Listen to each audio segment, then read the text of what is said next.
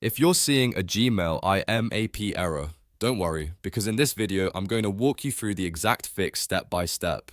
We'll enable IMAP in Gmail, verify the correct incoming and outgoing server settings, turn on two-step verification, generate a Gmail app password, and then use that password in your email app so everything starts working again.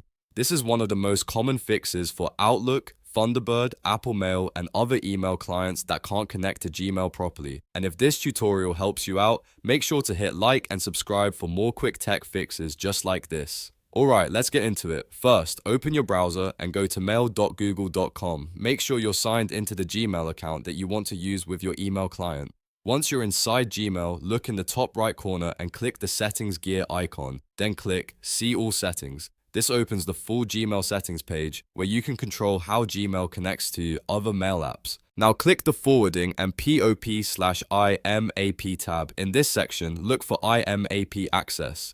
If IMAP is disabled, select Enable IMAP.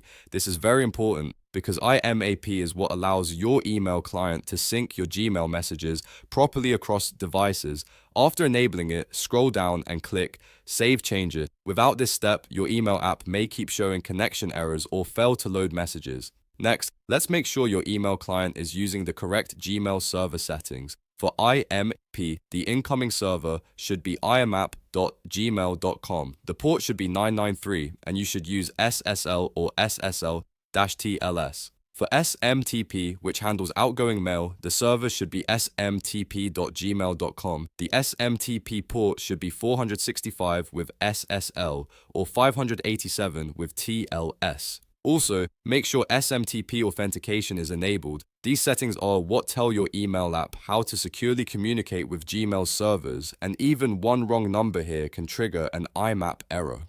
Now here's the part that many people miss. If you're using a modern Gmail account, normal passwords often won't work with email clients unless you set up extra security. So the next step is to turn on two-step verification. Open a new tab and go to myaccount.google.com/security.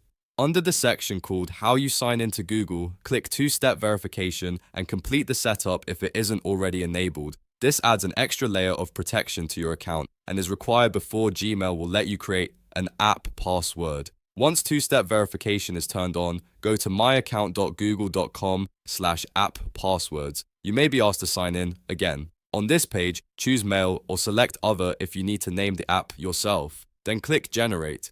Google will create a unique 16-character app password for that specific connection. Copy that password carefully because it is what you'll use instead of your normal Gmail password.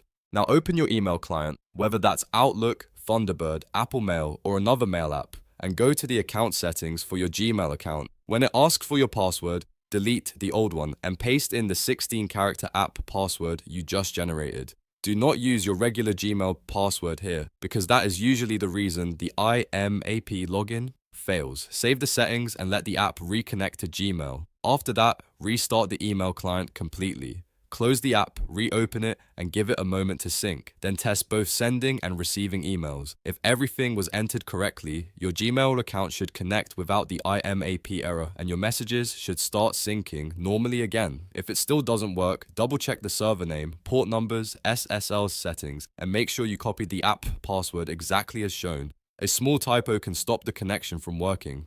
But in most cases, once IMAP is enabled, two-step verification is on, and the app password is entered correctly, the issue gets fixed right away. I hope this helped you fix the Gmail IMAP error quickly and easily. If it did, please give this video a like, subscribe to the channel, and turn on notifications so you don't miss the next troubleshooting guide. Thanks for watching, and I'll see you in the next one.